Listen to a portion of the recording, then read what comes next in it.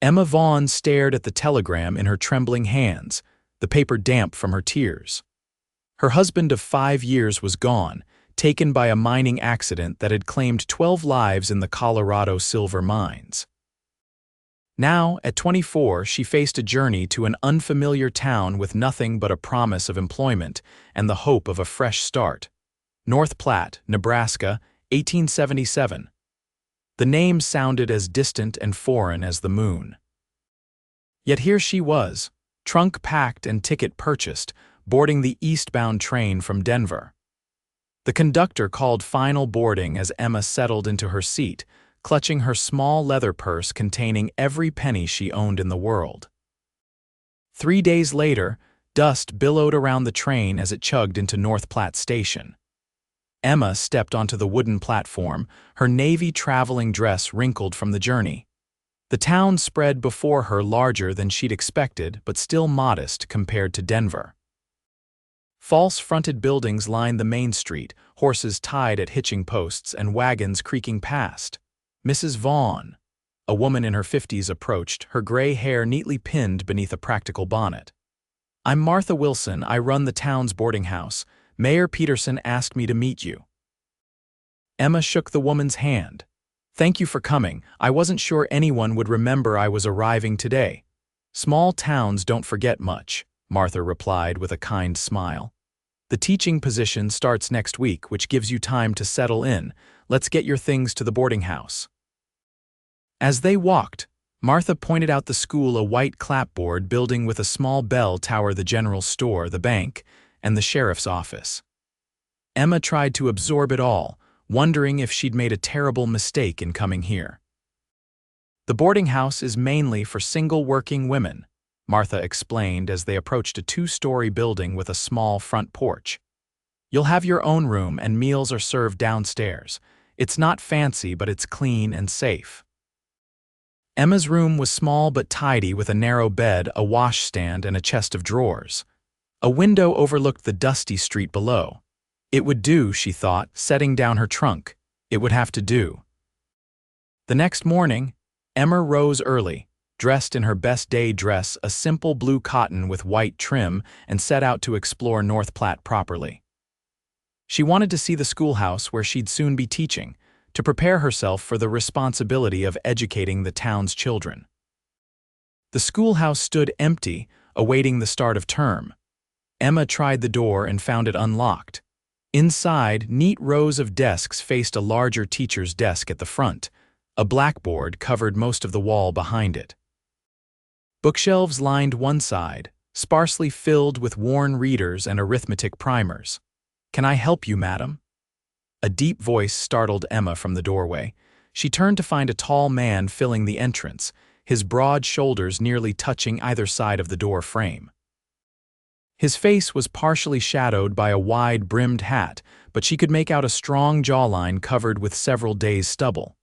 His clothes were dusty from the trail denim pants, a faded blue shirt, and a leather vest. A cowboy, unmistakably. "I'm the new teacher," Emma replied, straightening her shoulders. "I was just familiarizing myself with the schoolroom." The man stepped inside, removing his hat to reveal dark hair that curled slightly at the ends. His eyes, Emma noticed, were a striking green, contrasting with his sun-weathered skin. "Garrett Irwin," he said, nodding politely but not offering his hand. "My daughter will be one of your students." "I'm pleased to meet you, Mr. Irwin. I'm Emma Vaughn. The mayor mentioned you were coming." His eyes assessed her carefully. "You've taught before?" "Yes, in Denver, for 3 years before." She hesitated. "Before my husband passed." Something flickered in his expression, recognition of shared experience, perhaps. "I'm sorry for your loss, Mrs. Vaughn." "Thank you." Emma moved toward the door, suddenly uncomfortable under his intense gaze. "I should be going. I have more of the town to see before the day ends." Garrett Irwin stepped aside, his movement fluid despite his size. "North Platte's not much, but it's home. People look after each other here." "I'm counting on that," Emma replied honestly. "Good day, Mr. Irwin." Throughout the week, Emma prepared for her first day of teaching. The school board provided her with a list of students' 23 children ranging from 6 to 16 years old. She organized the classroom, divided the students into appropriate groups according to age and ability, and planned her first lessons. On Sunday evening, Emma sat alone in her room at the boarding house, reviewing her preparations one final time when a knock sounded at her door. Martha stood outside. "There's someone here to see you, Emma, a Mr. Irwin and his daughter." Surprised, Emma followed Martha downstairs to find Garrett Irwin standing awkwardly in the parlor, hat in hand. Beside him stood a small girl with the same striking green eyes, her dark hair pulled into two neat braids. She couldn't have been more than 7 years old. "Mrs. Vaughn," Garrett nodded. "This is my daughter, Hannah. She wanted to meet her teacher before tomorrow." The little girl looked up at Emma with solemn eyes. "Are you going to be as strict as Miss Peterson was? She used to make us stand in the corner if we couldn't spell right." Emma smiled and knelt to the child's level. "I believe learning should be enjoyable, Hannah. I can't promise I won't be strict sometimes, but I'll always be fair." Hannah considered this, then asked, "Do you know lots of stories?" "Pa tells good stories, but I've heard all of his." "I know many stories," Emma assured her. "Perhaps we'll read some together in class." Hannah nodded, apparently satisfied, but then her face grew serious again. "Miss Peterson used to tuck in the little ones when they fell asleep during quiet time after lunch. Will you do that too?" Emma glanced up at Garrett, whose face had reddened slightly. "Hannah, Mrs. Vaughn doesn't need to. I'd be happy to," Emma interrupted, her heart suddenly aching for this motherless child. "If you'll let me, that is." Hannah's face lit up with a smile that transformed her serious demeanor. "I'd like that." Garrett cleared his throat. "We should be going." "It's nearly dark and we have a ride back to the ranch." Emma stood. "How far out of town do you live, Mr. Irwin?" 5 miles north. "Hannah stays with my sister in town during the school week. It's easier that way." "I see." Emma looked at Hannah again. "I'll see you tomorrow then." As they turned to leave, Hannah suddenly ran back and threw her arms around Emma's waist in an impulsive hug. "I'm glad you're our new teacher," she whispered before running back to her father. The look of surprise on Garrett's face mirrored Emma's own feelings. Hannah was clearly a child starved for maternal affection. As they departed, Emma wondered about the girl's mother. Dead, abandoned them. She hadn't heard the town gossip yet, and Martha was remarkably discreet for a boarding house keeper. The next morning dawned clear and bright. Emma arrived at the schoolhouse an hour early, arranging books and writing the day's lessons on the blackboard. As the children began arriving, she stood at the door, greeting each one by name from her list, matching faces to the names she'd memorized. Hannah arrived with a woman who introduced herself as Claire Irwin, Garrett's sister. "I'll collect her at 4, Claire explained, "unless my brother comes into town, which he sometimes does on school days." The school day passed in a blur of introductions, assessments, and establishing routines. Emma quickly identified which children needed extra help and which could be challenged further. Hannah proved to be bright and attentive, though quiet compared to her classmates. True to what Hannah had mentioned, several of the younger children grew sleepy after lunch. Emma read them a story as they sat on a blanket in the corner, and soon 3 little ones had nodded off. Without thinking, Emma gently adjusted their positions, tucking a small blanket around them as they slept. When she looked up, she found Hannah watching her intently. At day's end, as the children gathered their things, Emma was surprised to see Garrett Irwin waiting outside rather than his sister. Hannah ran to him, chattering excitedly about her first day. "Mrs. Vaughn," he nodded as Emma locked the schoolhouse. "Hannah tells me you read stories better than I do." Emma smiled. "I doubt that. She spoke very highly of your storytelling abilities." "Did she tell you the rest of what she thought of her first day?" She seemed to enjoy herself. "She's very bright, Mr. Irwin." Pride softened his expression. Her mother was the same way, always had her nose in a book. It was the first mention of Hannah's mother, and Emma didn't know how to respond. Before she could formulate a reply, Garrett continued. "I wondered if you might join us for supper at my sister's home. Claire insisted I ask. She'd like to get to know the new teacher better. The invitation surprised Emma. That's very kind, but I wouldn't want to impose. It's no imposition. Claire's husband is away on business and she claims she's tired of just my company at the table. Emma hesitated, then nodded. In that case, I'd be delighted. Claire Irwin's home was a comfortable two-story house just a few blocks from the school. The interior was warm and inviting, with hand-braided rugs and curtains that softened the practical frontier furniture. I'm so glad you could join us, Claire said, ushering Emma into the dining room where Hannah was already setting the table. Garrett rarely brings anyone to dinner, so this is a special occasion. Garrett shot his sister a warning look, which she blithely ignored. Don't mind my brother's scowl, Mrs. Vaughn. He's been practicing it since he was Hannah's age. Despite the initial awkwardness, dinner proved pleasant. Claire was an excellent cook and an even better conversationalist, drawing Emma out about her life in Denver and her journey to North Platte. Emma carefully avoided details of her husband's death, speaking only of her teaching experience. And what brought you to Nebraska specifically? Claire asked as she served apple pie for dessert.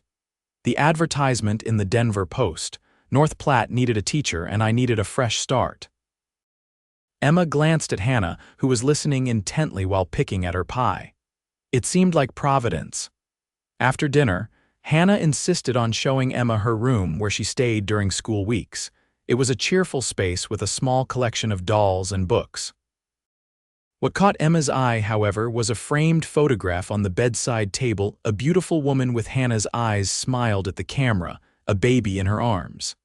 That's my mama, Hannah said quietly. She died when I was 4. Pa says I look just like her. Emma's heart constricted. You do have her eyes. She was very beautiful. Pa doesn't talk about her much, but sometimes he tells me stories about when they were young. When they returned downstairs, Emma found Garrett standing by the fireplace, staring into the flames. Claire had disappeared, presumably to the kitchen. Hannah showed me her mother's photograph, Emma said softly. She was lovely. Garrett nodded without turning. Sarah was everything. After a moment, he added, influenza took her. It swept through the area 3 years ago. I'm sorry, it's a difficult loss. He finally looked at her, his expression guarded. And your husband? If you don't mind my asking, mining accident. A support beam collapsed. Understanding passed between them, the unspoken language of those who had learned to live with grief. Claire returned with coffee, breaking the moment. The conversation turned to lighter topics until Emma realized the hour had grown late. I should be going, she said, rising. Thank you for a wonderful evening. I'll walk you back to the boarding house, Garrett offered. The streets can be rowdy at night, especially with the cattle drives coming through. Emma wanted to protest that the boarding house was only 6 blocks away, but something in his expression suggested he wouldn't take no for an answer. After saying goodbye to Claire and Hannah, they stepped into the cool evening air. They walked in comfortable silence for a block before Garrett spoke. Hannah likes you. I like her too. She's a remarkable child. She hasn't taken to anyone like this since her mother died. Not even Claire, and they're together all the time during school weeks. Emma considered this. Children often sense when someone understands their loss. Is that why you offered to tuck her in? Because you understand, partly, Emma admitted. But mostly because every child deserves that simple comfort. And if I can provide it, why wouldn't I? Garrett stopped walking, causing Emma to pause and look up at him questioningly. His expression was difficult to read in the dim light from the distant street lamps. Most people in this town see Hannah as the motherless Irwin girl. They pity her, or they try to coddle her, or they pretend everything's fine. You're the first person who's just treated her like Hannah. That's all she wants to be, Emma replied simply. They reached the boarding house too quickly. Emma paused at the bottom of the steps, unsure of the proper way to end the evening. Thank you for walking me home, Mr. Irwin. Garrett, he corrected. If you're going to be tucking in my daughter, I think we can use first names, Emma. The sound of her name in his deep voice sent an unexpected shiver through her. Good night, Garrett. Good night, Emma, and thank you for Hannah. As the weeks passed, Emma settled into her role as North Platte schoolteacher. The children responded well to her methods, and parents commented on their children's newfound enthusiasm for learning. Hannah continued to flourish, gradually coming out of her shell to participate more actively in class discussions. Garrett began appearing more frequently at school dismissal time, often with some transparent excuse about business in town. Each time, he would invite Emma to join them for coffee at the small cafe near the general store, or for a walk along the river that gave the town its name. Hannah was always included in these outings, serving as both connection and buffer between the two adults. Emma found herself looking forward to these encounters more than she cared to admit. Garrett Irwin was unlike any man she had known, reserved yet straightforward, rough-edged but unfailingly gentle with his daughter. He spoke little of himself, but over time, Emma pieced together his story. He had inherited his ranch from his father, who had been one of North Platte's early settlers. He'd met Sarah, a schoolteacher from Illinois, when she came to teach in the same schoolhouse where Emma now taught. They'd married after a brief courtship, and Hannah had come along a year later. They'd been blissfully happy until the influenza epidemic tore through their lives. "What about your story?" Garrett asked one afternoon as they sat on a bench watching Hannah feed ducks at the river. "You've heard all about me, but you rarely speak of your past." Emma hesitated. "There's not much to tell. I grew up in St. Louis. My father was a banker, my mother a homemaker. I attended normal school and became a teacher. I married Thomas, moved to Denver, and then," she shrugged, "then I came here." "You're leaving out all the important parts," Garrett observed, "like how you met your husband, what he was like, why you chose teaching." Emma smiled sadly. "Some memories are still tender." Garrett nodded, not pressing further. Instead, he said, "Hannah's birthday is next Saturday. She'll be 8. Claire's organizing a small gathering at her house. Would you come?" "Of course," Emma replied without hesitation. "I wouldn't miss it." The birthday celebration was a modest affair with a few of Hannah's school friends, Claire and her husband Edward, and a couple of neighboring ranchers and their families. Emma arrived with a carefully wrapped gift, a leather-bound collection of fairy tales she had ordered from Omaha. Hannah's delight at the present made Emma's heart swell. "These are beautiful stories, Mrs. Vaughn. Will you read one to me?" "Not today," Garrett intervened. "Today is for celebrating with your friends. Mrs. Vaughn can read to you another time." Hannah accepted this with a nod, then lowered her voice. "Could you come to the ranch sometime? Pa says it's too far to ask you, but I want to show you my pony and the new calves." Before Emma could respond, Claire called the children for cake, and Hannah ran off. Emma found Garrett watching her from across the room, his expression thoughtful. Later, as the party wound down and guests began to leave, Garrett approached Emma where she stood helping Claire gather plates. "Hannah mentioned inviting you to the ranch," he said, his voice low. "She did," Emma confirmed. "She's very proud of her pony, it seems." "It would be a long ride for you," Garrett frowned. "But if you're willing, perhaps you could come for Sunday dinner tomorrow. I could send the wagon for you." Claire, overhearing, interjected, "What a wonderful idea. Edward and I were planning to visit his mother in Grand Island tomorrow, so I can't host as usual." "This works perfectly." Emma hesitated, suddenly aware that this would be her first time alone with Garrett and Hannah, away from town, away from the curious eyes of North Platte's residents. "I wouldn't want to impose," she began. "It's not an imposition," Garrett assured her. "Hannah would be overjoyed and—" He paused, seeming to search for the right words. "I'd like you to see the ranch. It's a part of who I am, who we are." Put that way, Emma couldn't refuse. "Then I accept, thank you." The Irwin Ranch lay 5 miles north of town, a distance that took nearly an hour by wagon on the rutted dirt roads. Emma had dressed practically in a sturdy skirt and shirtwaist with a shawl against the October chill. Garrett himself had come to collect her, without Hannah, explaining that his daughter was preparing a surprise for their guest. The ranch came into view as they crested a small rise, a sprawling main house built of timber and local stone.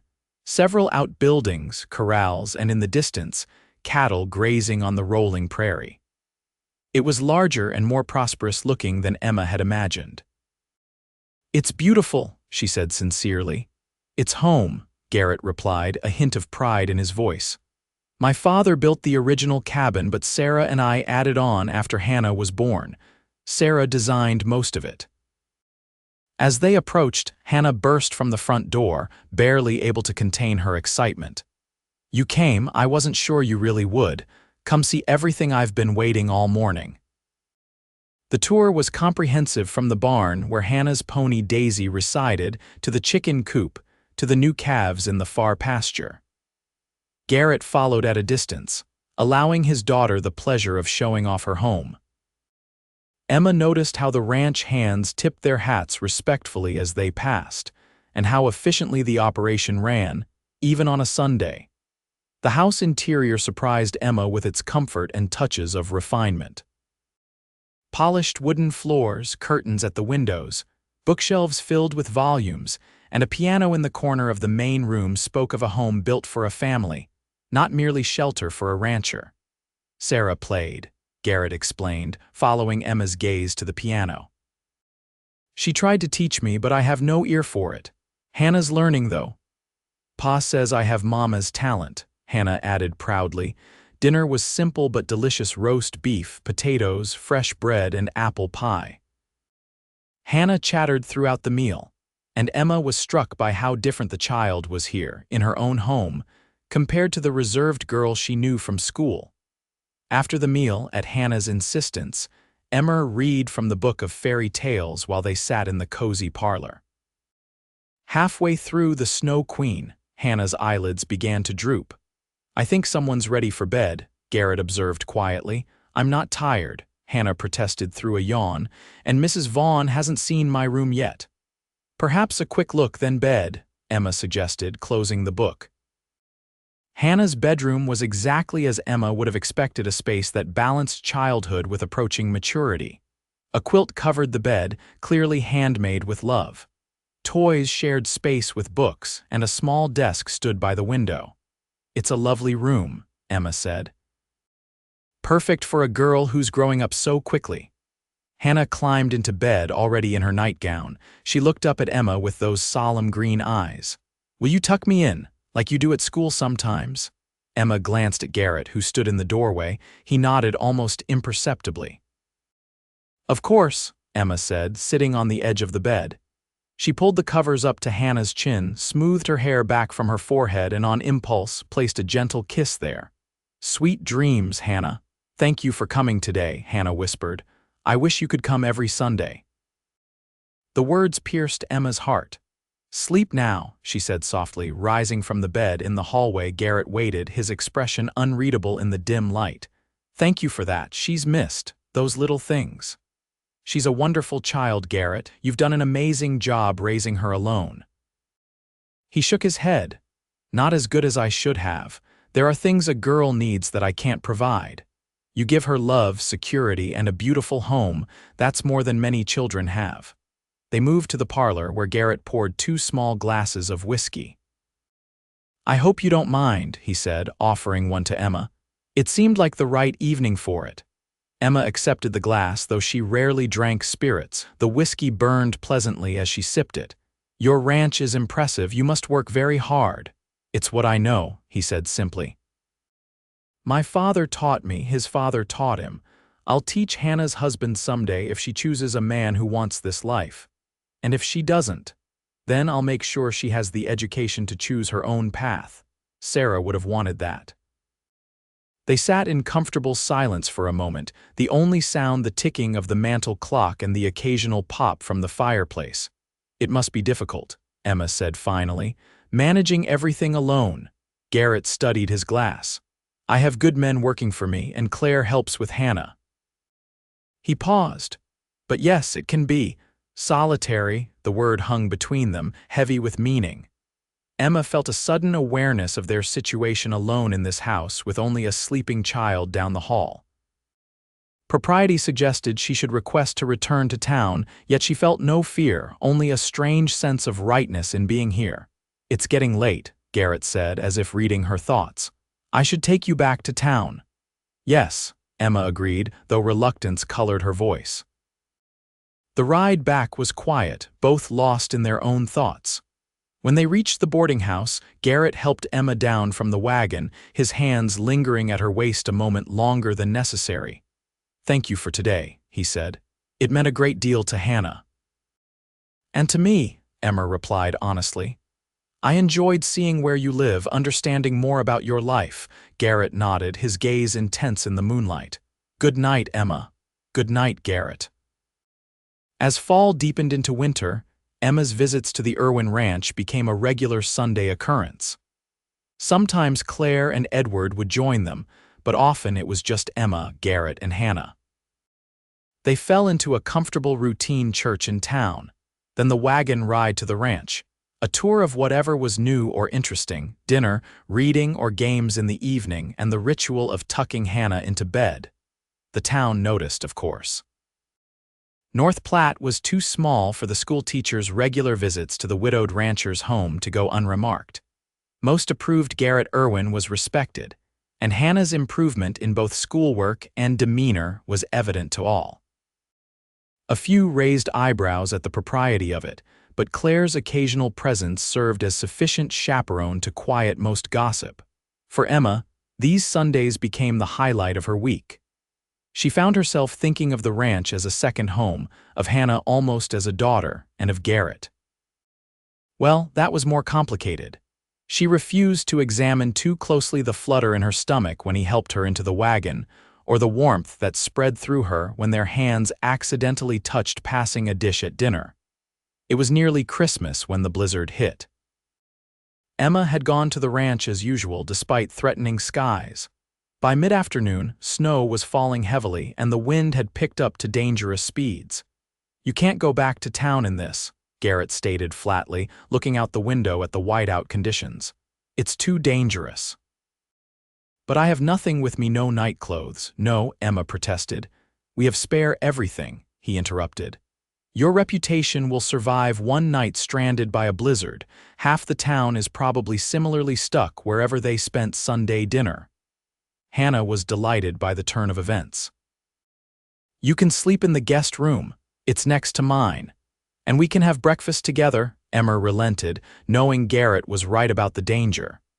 A message was sent to Martha at the boarding house via one of the ranch hands who lived in the bunkhouse, explaining the situation. That evening felt different from their usual Sundays. Perhaps it was the howling wind outside, or the knowledge that Emma wouldn't be leaving when night fell, but a new tension hummed between the adults. They played checkers with Hannah, read more than usual, and Garrett even convinced Hannah to demonstrate her progress on the piano. When it was time for Hannah to go to bed, she hugged Emma tightly. "I'm glad you're staying overnight," she whispered. "It's like having a real family again." The innocent words struck Emma deeply.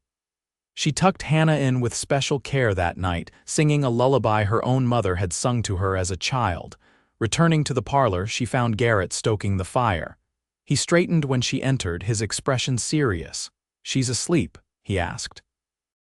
"Nearly," Emma replied. "She's excited about the snow, I think." Garrett nodded, then gestured to the sofa. "Sit with me. There's something I'd like to discuss." Emma's heart quickened as she took a seat beside him, careful to maintain a proper distance. "What is it?" Garrett seemed to struggle for words, running a hand through his hair in a gesture Emma had come to recognize as a sign of nervousness. "These past months," he began finally, "having you here, seeing how you are with Hannah, how she's flourished with you in her life. It's made me realize something." Emma held her breath, not daring to hope what might come next. "I've been alone since Sarah died, not just without a wife, but truly alone, even with Hannah and Claire and the men. I shut myself off from everything except work and raising my daughter." He met her eyes directly, "Until you came to North Platte." "Garrett," Emma started, but he raised a hand. "Please let me finish while I have the courage." He took a deep breath. "I never expected to feel this way again. I thought that part of my life was over." But Emma, I find myself thinking of you constantly. When you're here, the house feels like a home again. When you're not, I'm counting the days until Sunday." Emma's heart pounded so loudly she was certain he must hear it. "I feel the same," she whispered. Garrett moved closer, taking her hands in his. "I know it's soon, I know people might talk, but I can't imagine our life without you in it now." His voice grew husky. "I love you, Emma. I think I have since the day you offered to tuck Hannah in if she'd let you." Tears sprang to Emma's eyes. "I love you too, Garrett, and Hannah. I love you both so much it frightens me sometimes." His hand came up to cup her cheek, his thumb gently wiping away a tear. "Don't be frightened, not of this." When he kissed her, it felt like coming home after a long journey. His lips were warm and sure against hers, his arms strong as they pulled her closer. Emma melted into the embrace, years of loneliness and grief dissolving in the warmth of newfound love. The kiss deepened, and Emma felt herself responding with a passion that both surprised and exhilarated her. It was Garrett who finally pulled back, his breathing uneven, his eyes dark with desire. "We should stop," he said reluctantly. "For now," Emma nodded, equally reluctant but knowing he was right. "For now," she agreed. Garrett pressed his forehead to hers. "I want to do this properly. Court you as you deserve, ask for your hand formally." "Yes," Emma breathed. "I want that too." He kissed her once more, softly this time. "I'll show you to the guest room. It's late and tomorrow we'll have to dig out from this storm." The guest room was comfortable, with a feather bed and handmade quilt similar to the one in Hannah's room. Emma sat on the edge of the bed after Garrett left, touching her lips in wonder, hardly able to believe what had transpired. Morning brought brilliant sunshine reflecting off snow piled in drifts higher than the windows in some places. Hannah was ecstatic at the transformation of the landscape and begged to go outside immediately after breakfast. "School will surely be canceled," she declared. "Can't Mrs. Vaughn stay another day?" Garrett and Emma exchanged glances. "We need to get Mrs. Vaughn back to town," Garrett explained. "People will worry." "And I need fresh clothes," Emma added, "but perhaps I can come back tomorrow if the roads are clear enough." It took several hours to clear a path from the house to the barn, and another hour to hitch the team to the sleigh that would replace the wagon for winter travel. By early afternoon, they were finally ready to depart. Hannah hugged Emma tightly before they left. "Promise you'll come back soon." "Very soon," Emma assured her, kissing the top of her head. "Take care of things here while we're gone." The sleigh ride to town was magical, the pristine snow sparkling in the sun, the jingling of the harness bells, and the knowledge of what had changed between them. Garrett drove with one hand, the other holding Emma's, their fingers intertwined beneath the heavy buffalo robe that covered their laps. "I meant what I said last night," he told her as the town came into view. "I want to court you properly, even though we've done things rather backward." Emma smiled. "Most couples court first, then fall in love. We've never been conventional," Garrett replied with a grin, "but I think we should keep this between us for a little while. Let me call on you in town, take you to dinner at the hotel, do things the right way before we announce our intentions." Emma nodded, understanding his concern for both Hannah's feelings and the town's reaction. "How long?" "Not too long," he promised. "I'm not a patient man by nature." True to his word, Garrett began officially courting Emma the following week. He would come into town on various pretexts, call at the boarding house with flowers or small gifts, and escort Emma to dinner at the hotel dining room or to church socials. Hannah was always included in Sunday outings, but sometimes Garrett would arrange for Claire to watch her so he and Emma could have time alone. February brought Valentine's Day and the town's annual dance at the community hall. Garrett asked Emma formally to be his partner, presenting her with a delicate silver brooch in the shape of a heart. "It was my grandmother's," he explained as he pinned it to her dress. "My grandfather gave it to her on their first Valentine's Day together." Emma touched it gently. "It's beautiful, Garrett, are you sure?" "I've never been more sure of anything." His eyes met hers. "Except that I love you." The dance was a cheerful affair with most of the town in attendance. Emma wore her best dress, a deep burgundy with black piping that she'd splurged on in Denver before her husband's death. She had never worn it, saving it for a special occasion that hadn't come until now. Garrett couldn't take his eyes off her. "You're the most beautiful woman here," he whispered as they waltzed. "You're biased," Emma laughed. "Absolutely," he agreed. "And proud of it." As the evening progressed, Emma noticed people watching them, smiling knowingly. Claire, dancing with Edward nearby, caught her eye and winked. "I think our courtship isn't as secret as we thought," Emma murmured. "Small towns," Garrett shrugged. "Nothing stays private for long, does it bother you?" "Not at all," Emma replied honestly. "I'm proud to be seen with you."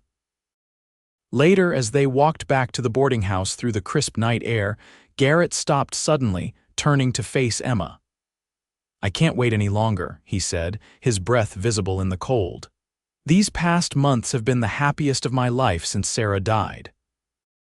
You've brought joy back to our home, hope back to my heart, and love into both our lives."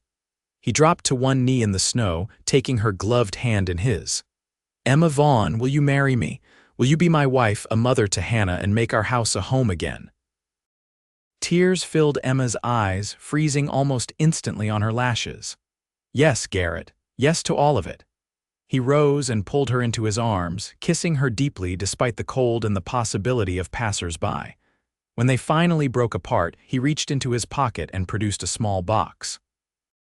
"This was Sarah's," he said, opening it to reveal a gold band with a small diamond. "I want you to have it if that's all right. She would have wanted you to." Emma hesitated. "Are you certain? I would understand if you wanted to keep it or save it for Hannah." "I'm certain," Garrett assured her. "Sarah and I talked once after Hannah was born about what would happen if one of us died young. She made me promise I would find love again, find a mother for our child. She would be happy about this, Emma. About you." With trembling fingers, Emma allowed him to slide the ring onto her finger. It fit perfectly as if meant to be there. "When?" she asked simply. "As soon as possible," Garrett replied. "Spring, perhaps, after the mud season but before the summer heat." "April," Emma suggested, "when the wildflowers start to bloom on the prairie." "April it is," Garrett agreed, sealing the promise with another kiss. They decided to tell Hannah together the next day. Garrett came to town early, collecting Emma from the boarding house after church. Hannah was waiting at Claire's, having spent the night there after the dance. "We have something important to tell you," Garrett said as they sat in Claire's parlor. Claire and Edward had tactfully made themselves scarce, understanding the significance of the moment. Hannah looked from her father to Emma, her green eyes wide with anticipation. "What is it?" Emma and Garrett exchanged glances and he nodded for her to continue. "Hannah," Emma began gently, "your father has asked me to marry him and I've said yes, if that's all right with you." Hannah stared at them for a long moment, her expression unreadable. Then slowly, a smile spread across her face. "Does that mean you'll be my mother, really and truly, if you want me to be?" Emma replied, her voice thick with emotion. Hannah launched herself at Emma, nearly knocking her backward with the force of her embrace. "I've been wishing and wishing for this," she confessed, her face buried in Emma's shoulder. "Ever since you said you'd tuck me in if I'd let you." Over the child's head, Emma's eyes met Garrett's, and the love she saw there took her breath away. "When will the wedding be?" Hannah demanded, pulling back. "Can I be in it? Can I wear a special dress?" "April," Garrett replied, laughing at her enthusiasm, and yes to both questions. "That's forever away," Hannah pouted. "It will go faster than you think," Emma assured her. "We have many preparations to make." The news of their engagement spread quickly through North Platte. Most reactions were positive. The schoolteacher and the widowed rancher made a sensible match, and everyone could see how good Emma was for both Garrett and Hannah. The school board, after initial concerns about losing their teacher, agreed that Emma could continue teaching until the end of the term in May. After that, they would need to find a replacement, as the Irwin ranch was too far from town for daily commuting. March brought the first signs of spring crocuses pushing through the last of the snow, longer days, and the gradual warming of the air. Wedding preparations accelerated as the date approached. Emma, with Claire's help, sewed her wedding dress a cream-colored silk with lace at the collar and cuffs. Hannah would wear blue, her favorite color, as she stood beside them during the ceremony. The wedding was set for the third Saturday in April. As the day approached, Emma packed her belongings at the boarding house, preparing to move permanently to the ranch after the wedding. Martha helped her sort through things, offering motherly advice about marriage and becoming an instant mother to an 8-year-old. "You're doing well, child," the older woman assured her. "I've watched you these past months. You've brought healing to that little family." "They've healed me too," Emma replied honestly. "I never thought I would love again after Thomas died. I certainly never imagined finding a ready-made family to love." 2 days before the wedding, disaster struck.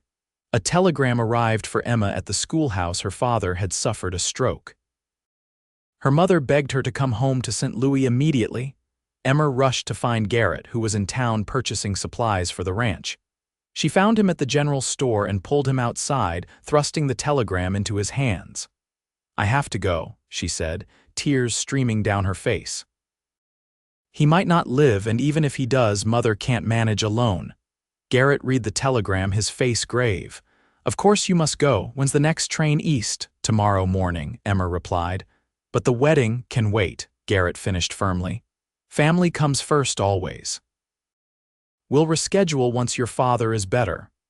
"What about Hannah? She'll be so disappointed." "She'll understand. She knows what it means to lose a parent." The next morning, Garrett and Hannah accompanied Emma to the train station. Hannah clung to her, fighting back tears. "Promise you'll come back," she whispered.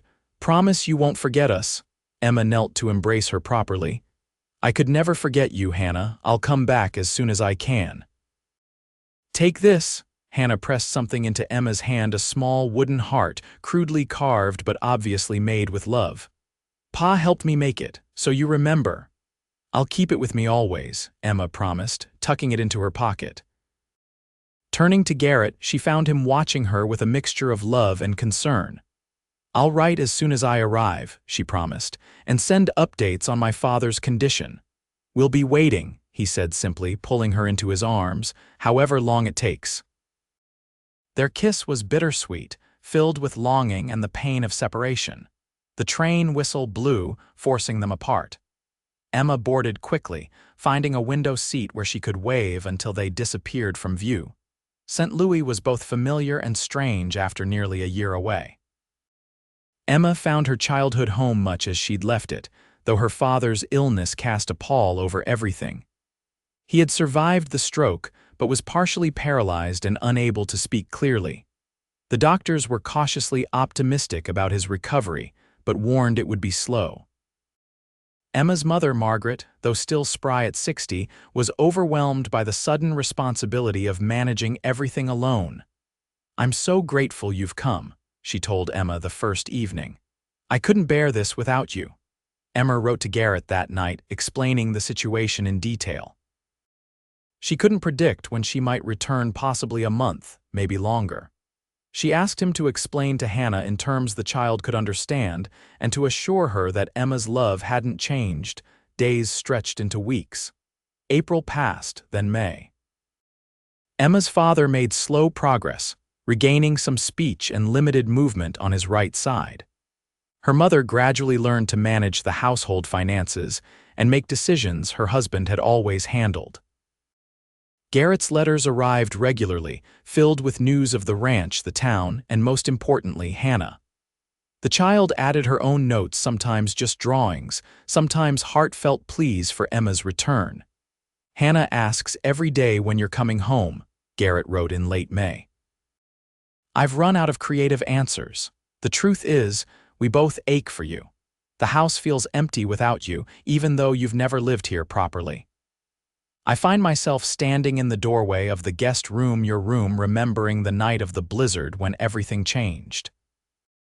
Emma read his letters late at night when her parents were asleep and she could allow herself to cry. She missed them desperately, Garrett's strength and quiet humor, Hannah's exuberance and affection. She missed the ranch, the wide open spaces, the life she'd been about to begin. By early June, her father's condition had stabilized. He would never fully recover, but he could manage basic communication and, with assistance, some self-care. Emma's mother had found a reliable nurse to help during the day and had grown more confident in her new role. "You're thinking of going back, aren't you?" Margaret asked one evening as they sat on the porch. "To Nebraska." Emma nodded slowly. "I need to, they're waiting for me, your young man and his daughter." Margaret smiled sadly. "I've read the letters you've shared with me. He loves you very much." "And I love him, and Hannah." Emma took her mother's hand. "But I love you and Father too. I'm torn." Margaret squeezed her daughter's hand. "Your father and I raised you to follow your heart. We've had our time together, 50 years of marriage, a good life. Now it's your turn." She hesitated. "Would it be possible? Could we come visit sometime, once your father is stronger?" Emma's heart leapt at the possibility. "Of course. Garrett would welcome you both. The ranch has plenty of room and the train goes directly to North Platte." "Then it's settled," Margaret declared. "You'll go back to your new family, and later, when we can, we'll come see the life you've built." 2 days later, Emma sent a telegram to Garrett, father stable. "Returning on Thursday's train. Love to you and Hannah." The response came back within hours. "Will meet you." Counting the minutes. All our love. The journey west seemed interminable. Emma spent the hours staring out the window, fingering the wooden heart Hannah had given her and imagining their reunion. What if things had changed? What if Hannah had grown distant during her absence? What if Garrett had reconsidered? North Platte appeared on the horizon late Thursday afternoon. As the train slowed, Emma gathered her things, heart pounding.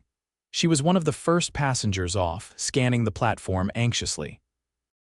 And there they were, Garrett tall and straight in his best shirt, Hannah dancing impatiently beside him, both searching the disembarking passengers. The moment Hannah spotted her, she broke free from her father's grasp, running full tilt toward Emma. "You came back, you came back." She cried, flinging herself into Emma's arms. Emma dropped her bag to catch the child, hugging her fiercely. "Of course I came back. I promised, didn't I?" Looking up, she found Garrett standing before her, his eyes drinking in the sight of her as if memorizing every detail. Without a word, he pulled both of them into his embrace. "Never leave again," he murmured into her hair. "Please?" "Never," Emma promised, tears flowing freely now. "I'm home."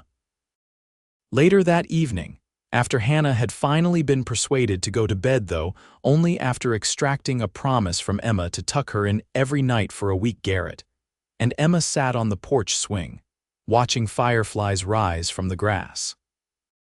"I want to get married right away," Garrett said, his arm around her shoulders. "No more waiting. We can go to the Justice of the Peace tomorrow if you like." Emma smiled, leaning against him. "As tempting as that is, I think Hannah would be devastated to miss her role in the ceremony." "And I did bring my wedding dress all the way from St. Louis," Garrett laughed. "You're right, of course. Saturday, then? That gives us 2 days to spread the word and for Claire to bake a cake." "Saturday is perfect," Emma agreed. They were married in the North Platte church on a perfect June morning. Hannah stood proudly beside them, holding Emma's bouquet of wildflowers during the exchange of vows. Claire and Edward served as witnesses, and most of the town attended, along with the ranch hands and neighboring families. "I, Garrett, take you, Emma, to be my lawfully wedded wife." His deep voice steady as he slid a gold band onto her finger to join Sarah's engagement ring. "To have and to hold from this day forward, for better, for worse, for richer, for poorer, in sickness and in health, to love and to cherish, till death us do part." Emma repeated the vows, her voice clear despite the emotion tightening her throat. When the minister pronounced them husband and wife, Garrett's kiss was both tender and passionate, a promise of all that would come. The celebration afterward at the ranch was joyous tables set up under the trees, food prepared by neighboring women, music provided by local fiddlers, and dancing that continued well into the evening. As twilight fell, Emma found herself momentarily alone, watching the festivities from the porch. Hannah was being twirled around by one of the younger ranch hands, her laughter carrying across the yard. Garrett was deep in conversation with Edward and several neighbors. Claire joined Emma, handing her a glass of lemonade. "Happy, completely," Emma replied honestly. "It still feels like a dream sometimes." "You've brought life back to this place," Claire said, gesturing toward the ranch house, "and to my brother. After Sarah died, I thought he'd never smile again. You changed that." "He changed me too," Emma admitted. "I was just going through the motions in Denver, then in North Platte, until Hannah asked who would tuck her in, and I found myself saying, 'If you'll let me.' The moment that changed everything," Claire smiled.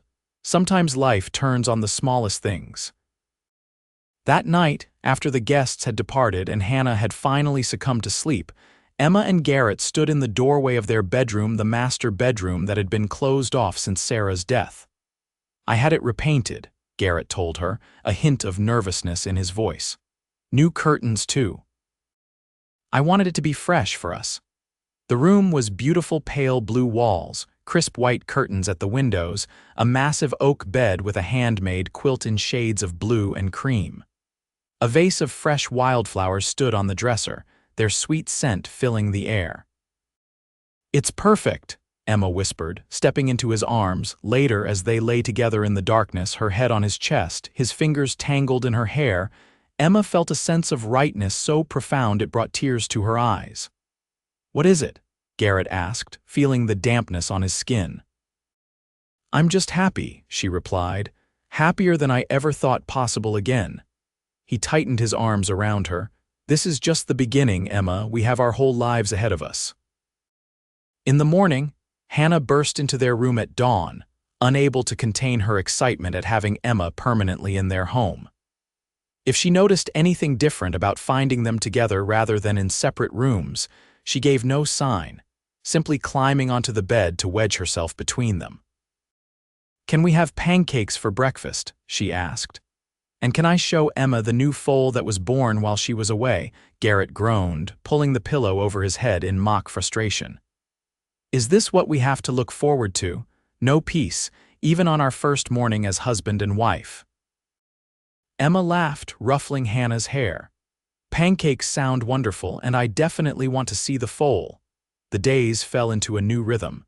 Emma learned the workings of the ranch, taking over management of the house, garden, and chickens. She started a small school in one of the unused rooms for Hannah and the children of 2 ranch hands who lived nearby. 3 days a week, she would teach them reading, writing, arithmetic, and history. Garrett watched her flourish in her new role with a mixture of pride and gratitude. Their love deepened with each passing day, growing from the first flush of romance into something enduring and unshakable. In August, Emma's parents made the journey to North Platte as promised. Her father, though still requiring assistance, had regained enough strength to travel with the help of the nurse who accompanied them. They stayed for 2 weeks, getting to know Garrett and falling instantly in love with Hannah. "You found a wonderful life here," Margaret told Emma as they sat on the porch, watching Garrett and Hannah show Emma's father the horses. "I can see why you couldn't stay away." The year passed quickly. Christmas brought a special joy as they celebrated as a family for the first time. Hannah received the doll she'd been hoping for, along with books and a new winter coat. Garrett surprised Emma with a delicate gold locket containing miniature portraits of himself and Hannah. "So we're always close to your heart," he explained as he fastened it around her neck. Emma's gift to him was more momentous. As Hannah tore into another package, Emma leaned close to whisper in Garrett's ear, "I'm having a baby. In July." His head jerked up, eyes wide with shock and joy. "Truly," she nodded, smiling through tears. "Doctor Martin confirmed it yesterday when I was in town." Garrett pulled her into his arms, kissing her soundly, not caring that Hannah was watching with curiosity. "What's happening?" the child demanded. "Why are you crying, Emma?" "Happy tears," Emma assured her. "I have another gift for you, one that won't arrive until summer." Hannah looked puzzled. "What is it?" "A little brother or sister," Garrett explained, his voice thick with emotion. "Emma's going to have a baby." Hannah's eyes grew round as saucers. A real baby that will live here with us. Yes, Emma laughed. A real baby that will be your little brother or sister. Hannah threw her arms around Emma's waist, careful not to squeeze too tight. This is the best Christmas ever. The months that followed were filled with preparation, converting a small sewing room into a nursery, sorting through Hannah's baby clothes that Claire had preserved, and making new items for the coming child. Garrett hovered anxiously as Emma's body changed, insisting she rest more and take on fewer responsibilities. "I'm pregnant, not ill," she would remind him, though she secretly enjoyed his protective concern. On a hot July afternoon, as a summer thunderstorm built on the horizon, Emma's labor began. Garrett sent a ranch hand galloping to town for the doctor and another for Claire. Hannah was dispatched to a neighbor's house, despite her protests that she wanted to stay. The birth was long but uncomplicated. As the storm broke overhead, rain pounding on the roof and lightning flashing through the windows, Thomas Garrett Irwin made his entrance into the world, a robust boy with a shock of dark hair, and when he finally opened them, Emma's blue eyes. "He's perfect," Garrett whispered, cradling his son with a tenderness that made Emma's heart swell. "Absolutely perfect." When Hannah was allowed to return the next day, she approached the baby with uncharacteristic shyness. "He's so small," she marveled. "Was I ever that tiny?" "Smaller," Garrett assured her. "You were born early." Hannah touched the baby's hand gently, gasping in delight when his fingers curled reflexively around hers. "I'm your big sister," she told him seriously. "I'm going to teach you everything." Life settled into a new pattern with Thomas's arrival. The baby thrived, growing quickly and developing a sunny disposition that endeared him to everyone. Hannah took her role as big sister seriously, helping Emma with his care and entertaining him when he was fussy. Emma's parents visited again when Thomas was 6 months old, staying for a month this time. Her father, continuing his slow recovery, found joy in watching his grandson's development. Her mother proved an invaluable help and source of advice during their stay. As Thomas's first birthday approached, Emma found herself reflecting on the journey that had brought her to this moment. From the grief of widowhood to the uncertainty of starting over in a new town, to finding love with Garrett and Hannah, to the joy of bringing Thomas into the world, it had been a path of unexpected twists and turns. On a warm summer evening, with Thomas asleep in his crib and Hannah reading in her room, Emma and Garrett sat on the porch swing, watching the sunset paint the prairie in shades of gold and purple. "What are you thinking about?" Garrett asked, noticing her contemplative expression. "How different my life is from what I imagined when I first came to North Platte," Emma replied. "I thought I was just coming to be a teacher to start over. I never dreamed I would find all this." Garrett took her hand, rubbing his thumb over her wedding ring. "Do you remember the first time you came to the ranch, when Hannah showed you everything as if it was a royal palace?" Emma smiled at the memory. "I knew that day that I wanted to be part of your lives forever, though I was still afraid to admit it to myself. And now," he pulled her closer. "Now I can't imagine being anywhere else." She rested her head on his shoulder. "This is where I belong with you, with Hannah, with Thomas. This is home." Garrett kissed her softly. "Remember when Hannah asked who would tuck her in? And I said, if you'll let me," Emma finished, her heart full. "That moment changed everything," Garrett murmured against her hair, "for all of us." From inside the house came the sound of Hannah calling for Emma, probably another request for a glass of water or one more story before sleep. Emma stood, smiling at her husband. "Duty calls." "Go," he nodded. "She still needs you to tuck her in." As Emma headed inside to attend to Hannah, she glanced back at Garrett framed against the sunset. This was the life she had found when she least expected it, a love strong enough to heal past wounds, a family pieced together from broken parts, and a future bright with promise. And it had all begun with a simple question and an offer made from the heart. "If you'll let me."